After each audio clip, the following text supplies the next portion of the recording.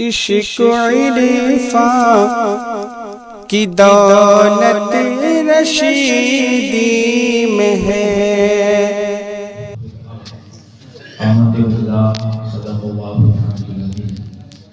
Subscribe کیجیے خانقاہ Rashidiya channel کو اور گھنٹی کے بٹن کو بھی دبا دیجیے ہمارے نئے ویڈیوز اور غائب خوشو و حضور کے ساتھ حدیث درود و سلام پیش فرمائیں۔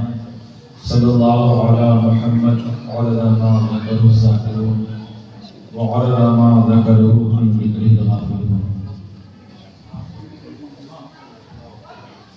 ہم اور آپ حضرت سابق بن سالمی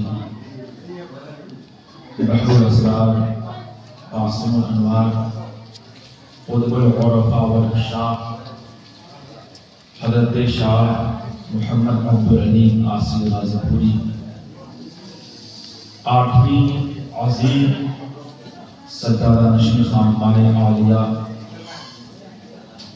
رشیدیہ جونپور شریف کی بارگاہ میں عقیدتوں کے سوال اور محبتوں کی خراج پیش کرنے کے لیے حاضر ہیں۔ اللہ رب العزت آپ کے فیض و برکات سے ہم سبوں کو مالا مال فرمائیں۔ میں یہاں خانے دل سے برادر گرامی وقار جناب عبدالرازق صاحب اور ان کے فرزندان گرامی کو اس مقدس محفل کے انعقاد پر ہدیہ تبریک پیش کرتا ہوں۔ اللہ رب العزت ان کو ہم کو سب کو اپنی شان نشان کے مطابق قدر تنظیم نصیب فرمائے۔ اللہ رب العزت قرآن مجید میں ارشاد فرماتا ہے وَأَمَّا مَا يَنفَعُ النَّاسَ فَيَمْكُثُ فِي الْأَرْضِ، اور لیکن جو لوگوں کو نفع پہنچاتا ہے اللہ رب العزت اسے زمین میں جما دیتا ہے۔ ہماری عزت ہمارا وقار دین سے جڑنے اور دین کی خدمت کرنے کی وجہ سے ہے۔ دین سے الگ ہو کر ہماری کوئی بھی حیثیت نہیں ہے، کوئی بھی وقار اور اہمیت نہیں ہے۔ جن حضرات نے اپنی زندگی کو دینی خدمات کے لیے وقف کر رکھا، جو حضرات دین سے ہمیشہ جڑے رہے، وہ جب تک اس دنیا میں رہے معزز بن کر رہے، باوقار بن کر رہے، اور جب اس دنیا سے رخصت ہوئے تو ان کے نام لیوا اور ان کے قدردان ہمیشہ موجود رہے۔ آج برسوں گزر جانے کے بعد بحر الاسرار قاسم الانوار قطب العرفاء والاشراف حضرت شاہ محمد عبدالعلیم آسی غازی پوری قدسہ العزیز کی بارگاہ میں عقیدتوں کے سوال موقع بموقع پیش کرنے کا سلسلہ اسی لیے جاری اور ساری ہے کہ وہ جب تک اس دنیا میں رہے اپنے آپ کو دین سے وابستہ رکھا اور اپنی دین کی خدمت کو اپنی زندگی کا نصب العین بنا کر رکھا۔ اور جن حضرات کا یہ مشن ہوتا ہے وہ جب تک دنیا میں رہتے ہیں معزز بن کر رہتے ہیں، اور جب دنیا سے جاتے ہیں تو اپنے قدردان اور نام لیوا کی عظیم تعداد چھوڑ کر جاتے ہیں۔ حضرت امیر المومنین خلیفۃ المسلمین حضرت عمر فاروق رضی اللہ تعالی عنہ مکہ معظمہ سے مدینہ منورہ سے مکہ معظمہ اپنے احباب رفقا کے ساتھ حج کرنے کی غرض سے نکلے۔ جب مقام جنان پہنچے ارشاد فرمایا سارے لوگ اپنی اپنی سواری سے اتر جاؤ۔ سارے لوگ اپنی سواری سے اتر گئے ارشاد فرمایا یہ مقام جنان ہے، اس سرزمین سے ہماری ایک عظیم یادگار واپسہ ہے، اور وہ یہ کہ جب میں زمانے کفر میں تھا، حالت کفر میں تھا، میرے باپ خطاب صرف 5 اونٹ چلانے کے لیے ہمیں دیا کرتے تھے۔ ان کا حکم ہوتا تھا عمر ان 5 اونٹوں کو ایک لائن پر سیدھے طور پر کھڑے کر دو۔ اس حالت کفر میں 5 اونٹ بھی صحیح ڈھنگ سے ہم سے کھڑے نہیں ہو پاتے تھے، اور آج جب میں اسلام سے وابستہ ہو گیا ہوں، آج جب کہ میں نے دینی خدمات کو اپنی زندگی کا ہدف اور نصب بنا کر رکھا ہے، اس کی برکت سے میں اس نتیجے پر پہنچ چکا ہوں کہ مدینے میں بیٹھے رہتا ہوں اور ایران اور شام کا فیصلہ بیٹھے بیٹھے کیا کرتا ہوں۔ دین سے جڑنے کی یہ برکت ہے، دین کی خدمت کرنے میں یہ نفع ہے۔ ہماری عزت، ہمارا وقار دولت و ثروت میں نہیں ہے، ہمارا وقار عہدہ و منصب میں نہیں ہے، ہمارا وقار جائیداد اور زمین اکٹھی کرنے میں نہیں ہے، ہمارا وقار دین کی خدمت کرنے میں ہے، دین سے وابستہ ہونے میں ہے۔ حضرت ابو عبیدہ بن جراح رضی اللہ تعالی عنہ حضرت عمر فاروق کے ساتھ کہیں تشریف لے کے جا رہے تھے، راستے میں ندی آ گئی، حضرت عمر فاروق سواری سے اتر گئے اور موزے پاؤں سے نکالے، کاندھے پہ ڈال دیے، سواری کی نکیل اپنے ہاتھ میں تھام لی۔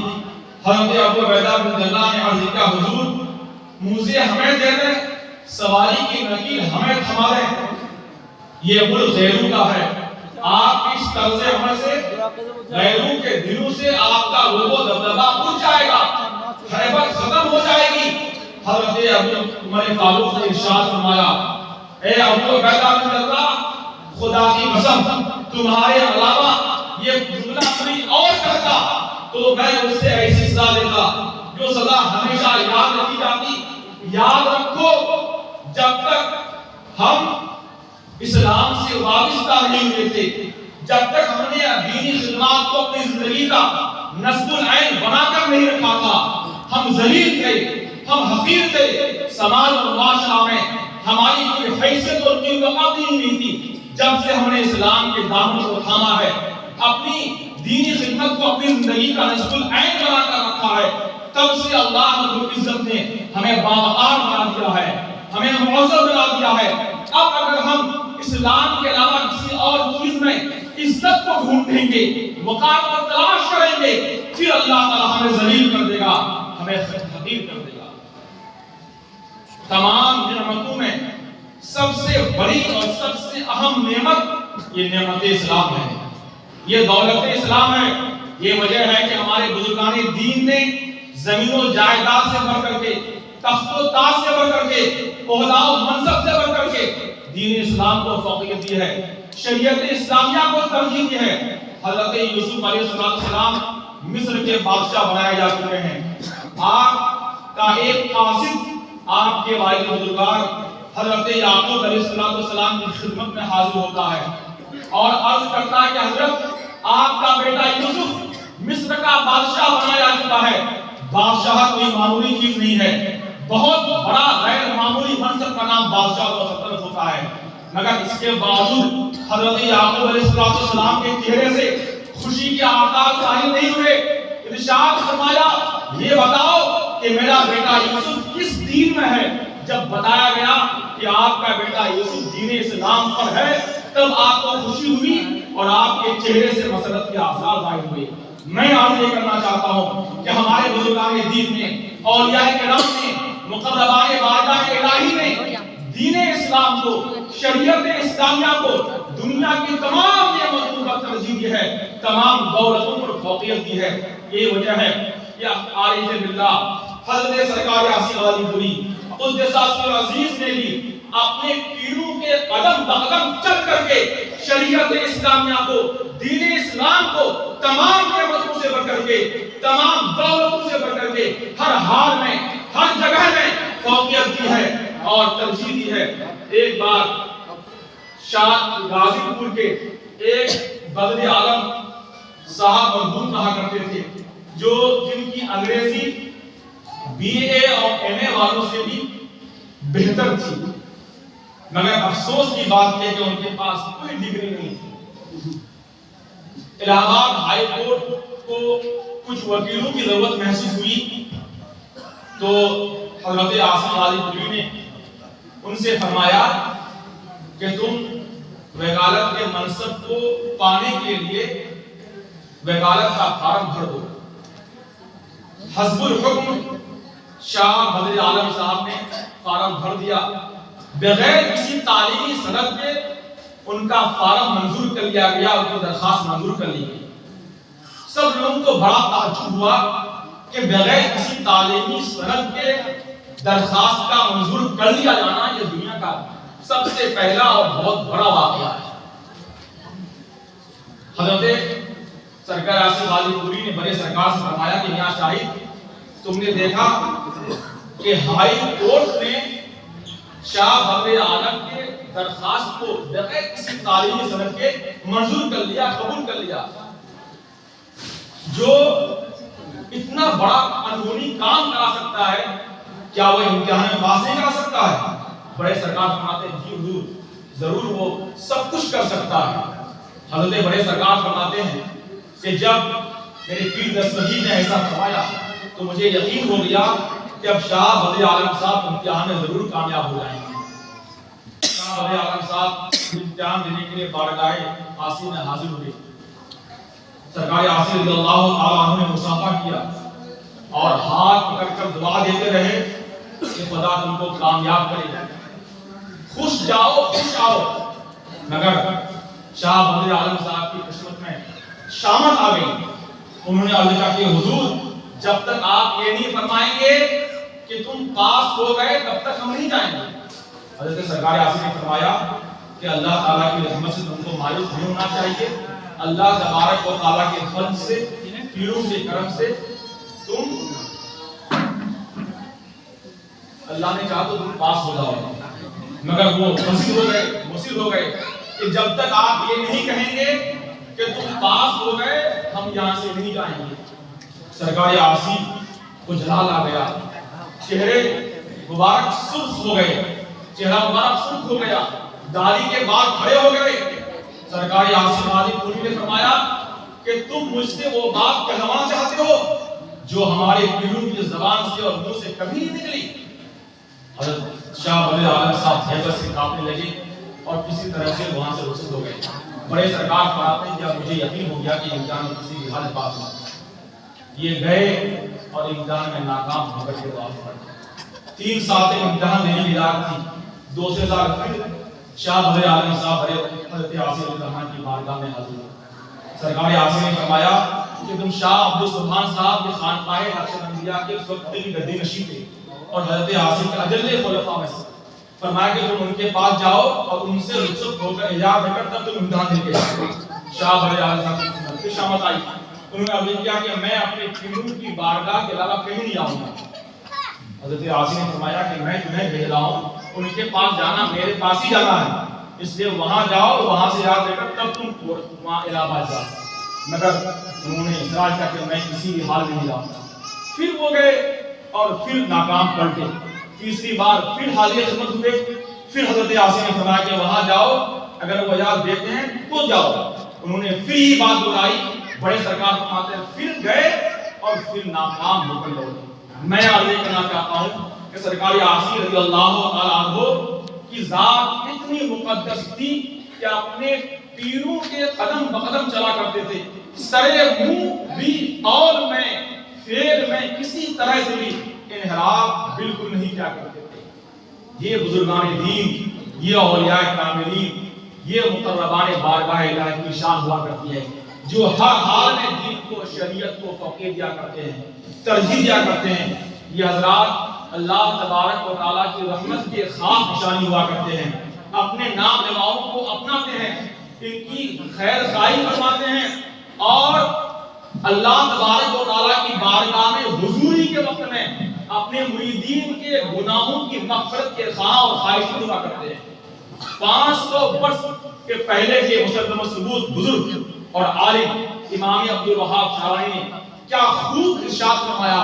فرماتے ہیں جمیع الائمۃ یشفعون فی ادبارہم ویلاحظونہم فی شدائدہم فی الدنیا والبرزخ ویوم القیامہ حتی یوم الصراط او کما قال. فرماتے ہیں تمام ائمہ دین کی شان یہ ہوتی ہے کہ وہ اپنے پیروکاروں کی شفاعت کرتے ہیں دنیا میں بھی اور برزخ میں بھی اور آخرت میں بھی. اور کب تک کرتے ہیں؟ فرماتے ہیں جب تک ان کے پیروکار پل صراط سے پار نہ ہو جائیں تب تک یہ شفاعت کرتے رہتے ہیں اور امداد فرماتے رہتے ہیں. حضرت عاصم علی پوری رضی اللہ تعالیٰ ان بزرگان دین میں سے ایک ہیں جو اپنے مریدین اور معتقدین کی اس دنیا میں دستگیری فرماتے ہیں, برزخ میں بھی دستگیری فرماتے ہیں اور آخرت میں انشاءاللہ دستگیری فرمائیں گے. قربان نامی ایک فقیر غازی پور کی سرزمین میں رہا کرتا تھا. ان کا طریقہ یہ تھا کہ بھیک مانگتے ہوئے کچھ پڑھتے ہوئے سرکار عاصم کی بارگاہ میں حاضر ہوتا تھا اور سرکار عاصم 1 روپے کا سکہ معمول کے مطابق اس کو دے دیا کرتے تھے. یہاں تک کہ سرکار عاصم رضی اللہ عنہ کا انتقال ہو گیا. حسب معمول و فقیر روزانہ سرکار عاصم کی بارگاہ میں حاضر ہوتا, مزار پاک کو چومتا, جب باہر نکلتا تھا تو باہر دروازے پر 1 کا سکہ اس کو دیا کرتا تھا. ایک دن اسی طرح سے آیا اور باہر جیسے ہی نکلا تو مجاور خادم گیٹ بند کرنے لگا. قربان شاہ نامی فقیر نے مجاور سے کہا کہ ابھی اندر ایک صاحب ہیں جو مجھے 1 کا سکہ دے کر گئے, آپ گیٹ کو بند نہ کریں. قربان شاہ فقیر فرماتے ہیں تب سے وہ سکہ مجھے ملنا بند ہو گیا. یہ بزرگان دین ہیں جو قبر میں بھی برزخ میں بھی ہماری دستگیری فرماتے ہیں, مدد فرماتے ہیں. آپ سوچیں اور سمجھیں کہ اللہ رب العزت نے کس طرح ان کو روحانی طاقت اور ملکوتی تصرف عطا فرمایا کہ جہاں بھی رہتے ہیں اپنے مریدین اور معتقدین کی دستگیری فرماتے ہیں. سیوان میں رہنے والا ایک شخص ہے کہ جن کو سرکار عاصم سے مرید ہونے کی خواہش ہوتی ہے مگر وہ اس قابل نہیں ہوتا ہے کہ جونپور شریف جا کر بیعت کا شرف حاصل کر سکے اور نہ اس قابل ہے کہ سرکار عاصم کو سیوان بلا سکے. بس دل میں خواہش ہوتی ہے کہ کاش سرکار عاصم کے دستے حق پرست پر بیعت کا شرف حاصل ہو جاتا.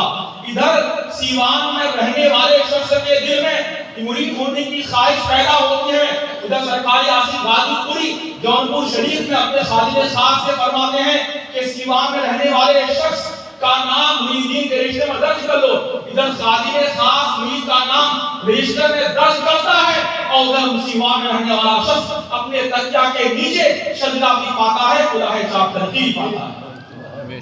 ان بزرگان دین نے اپنے مریدین اور معتقدین کی کیا دستگیری فرماتے ہیں.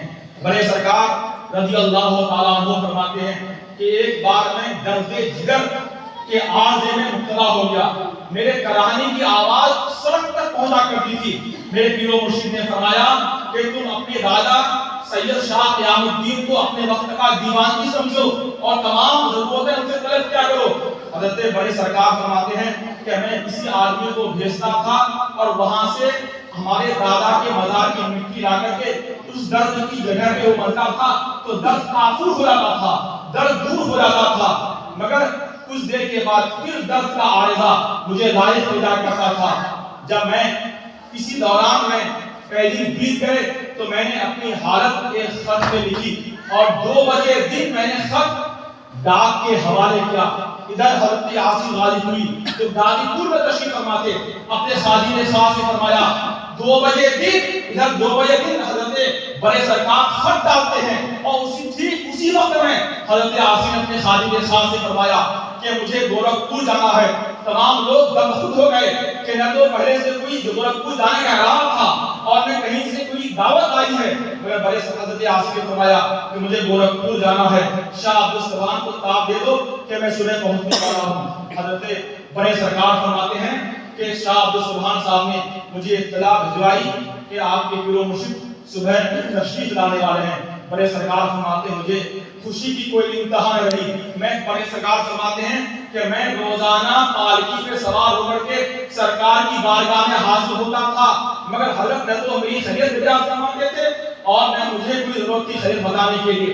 اتفاق سے ایک دن حضرت پیر دستگیر استنجا کے تشریف لگے، تخلیہ کا موقع تھا۔ پیر دستگیر نے فرمایا میاں شاہد تمہارا کیا حال ہے؟ تو میں نے امتثال امر اور حکم کی تعمیل کرتے ہوئے اپنی پوری کیفیت اور حال حضرت کی بارگاہ میں عرض کر دی۔ سرکار عاصم نے فرمایا میاں شاہد یہاں پلنگ پہ لیٹ جاؤ۔ حضرت بڑے سرکار فرماتے ہیں میں پلنگ پہ لیٹ گیا، میرے پیر دستگیر کرسی پہ جذبہ افسوس ہوئے اور فرمایا کہاں درد ہے، کہاں غم ہے؟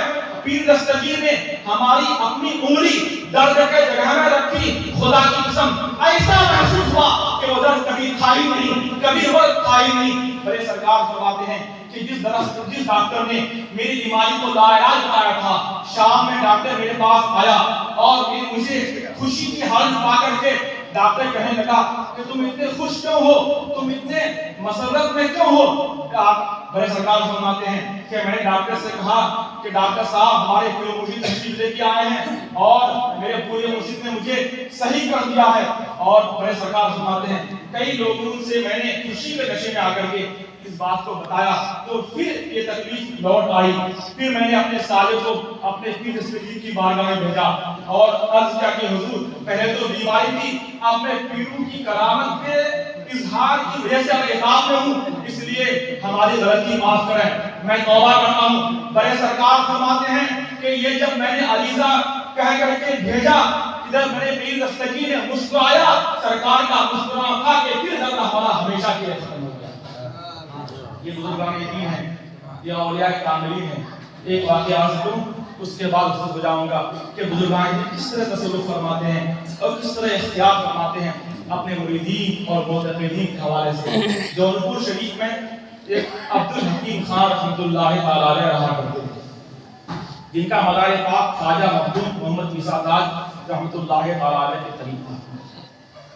وہ ان کا طریقہ تھا کہ بے موسم کے بھوکے آپ کی خدمت میں لایا کرتے تھے اور سرکاری عاصم کو بہت پسند فرماتے تھے۔ وہ جس راجا کے یہاں ملازم تھے، نوکر تھے، کسی وجہ سے وہاں سے مستعفی ہو گئے۔ راجا کو یہ بات بڑی گراں گزری، اس لیے راجا نے خان صاحب کے خلاف خیانت کے 2 مقدمہ دائر کیے تھے۔ حضرت سرکاری عاصم نے کچھ ترکیبیں بتائی تھی، ان ترکیبوں پر سختی سے وہ پابند رہا کرتے تھے۔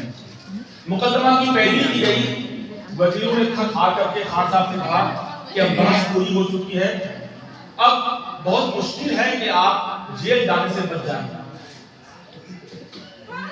سنیچر کے دن فیصلہ سنانے کی باری تھی، جمعرات کو اپنی پیر دستگیر حضرت عاصم غازی پوری کی خدمت میں حاضر ہوئے، سارا ماجرا عرض کیا اور حضرت بڑے سرکار عاصم نے ارشاد فرمایا کہ کچہری جانے سے پہلے تم مخدوم عیسیٰ تاج کی بارگاہ میں جانا، اس کے بعد رشید آباد جانا، پھر قطب الدین بینا دل قلندر ادھر ضرور کے مزار پہ حاضری دے کر کے تم کچہری چلے جانا۔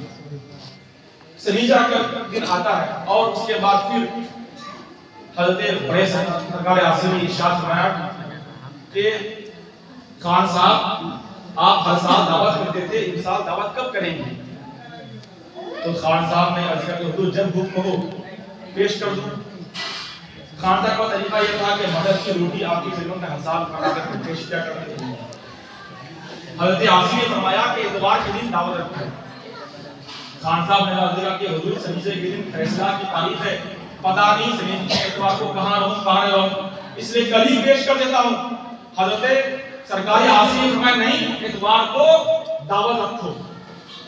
حضرت خان صاحب نے حامی بھر لی۔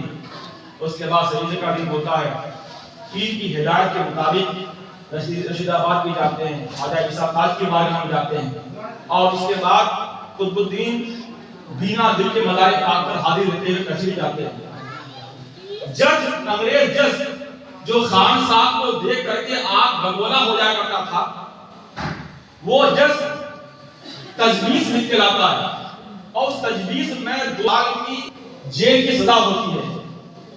جب انگریز جج نے خان صاحب کو فیصلہ سنانے کے لیے بلایا تو خان صاحب کو دیکھ کر کے وہ مبہوت ہو گیا، ہکا بکا ہو گیا۔ کبھی وہ انگریز جج خان صاحب کو دیکھتا، کبھی اپنی تجویز کو دیکھتا اور دیکھتے دیکھتے آخر میں اس نے اپنے فیصلے کے آخر کے 2 کاغذ پھاڑ کر کے ردی کے ٹوکرے میں ڈال دیے اور اس کے بعد یہ فیصلہ سنایا کہ خان صاحب کو دونوں مقدمے کے بدلے 200 روپے دینے پڑیں گے۔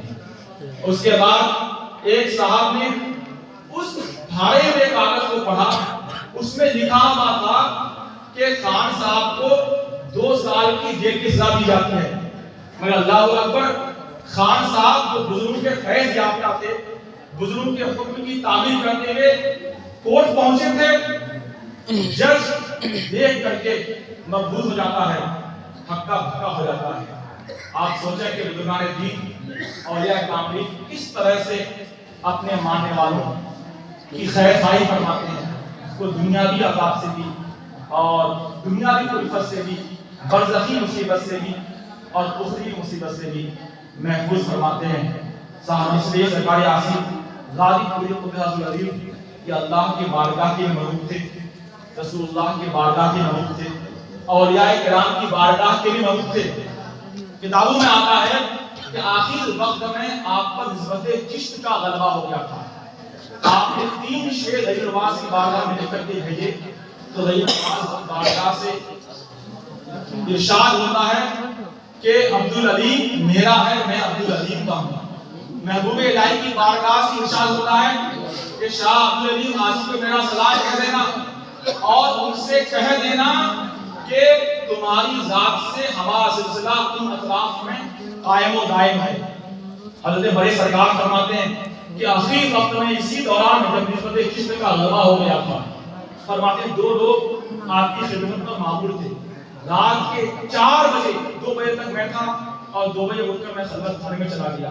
رات کے 4 بج رہے تھے، ان دونوں شخصوں نے ظاہری حالت میں عالم بیداری میں آقا علیہ السلام کو دیکھا اور یہ دیکھا کہ آقا علیہ السلام مجسم انداز میں سرکار عاصم کے مقدس روح میں داخل ہو گئے۔ اس سے معلوم ہوتا ہے کہ سرکار عاصم غازی پوری کس قدر اللہ اور رسول کی بارگاہ کے محبوب تھے، مقبول تھے۔ سرکار عاصم نے بارگاہ رسول میں کیا ہی شاندار خراج پیش کیا ہے۔ فرماتے ہیں میرے شہر شہیدہ کو محروم نہ